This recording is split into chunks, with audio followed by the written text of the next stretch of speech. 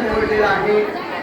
प्रतिवर्षाप्रमाणे याही वर्षी महान संत भगवत भक्त देवळमाय यांची ही यात्रा महाराष्ट्राने देवळमायने सुरू केली आणि त्या यात्रेची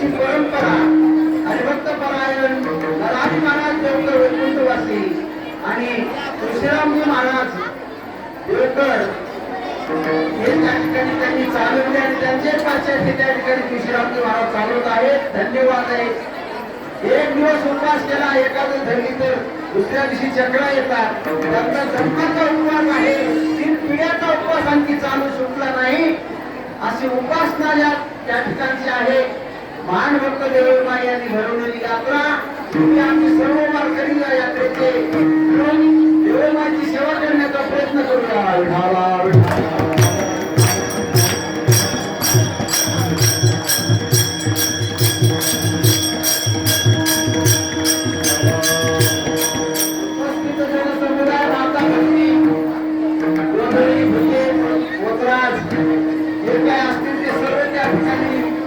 वारकरी भजनी मंडळ असेल, तसेच कीर्तनकार मंडळी, मृदंगाचार्य आमचे महाराज आहेत उपस्थित.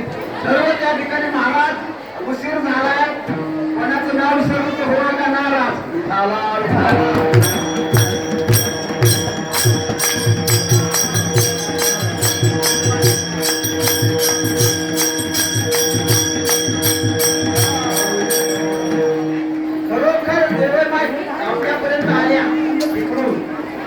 खरोखर त्यांना जगाच्या कल्याणाचं त्या ठिकाणी चळवळ होती. म्हणून त्या इथपर्यंत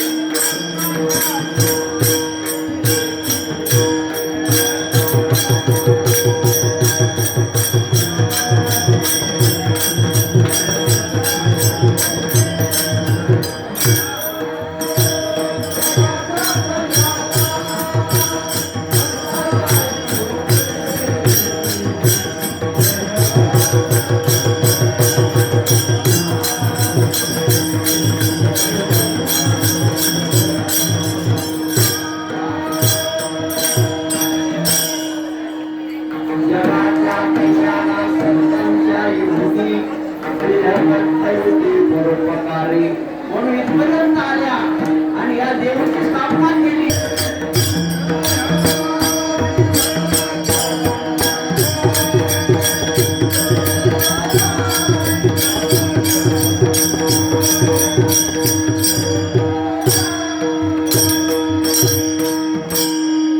भक्त म्हणावे कवनासी प्रकृती दुर्वाशापासी.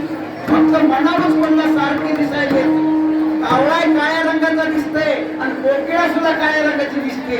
परंतु जेव्हा वसंत ऋतूचं आगमन होतंय तेव्हा मात्र कावळ्याला मुकरोग येतंय आणि कोकिळेचं पंचम स्वरूप काय सुरू होतंय. काक प्रश्न पिक प्रश्न को भेद काक पिकयो वसंत समयो नामते काक काक पिक पिका. वसंत ऋतू आला की कोकिळेचं गायन मुलीचा निवड होतंय.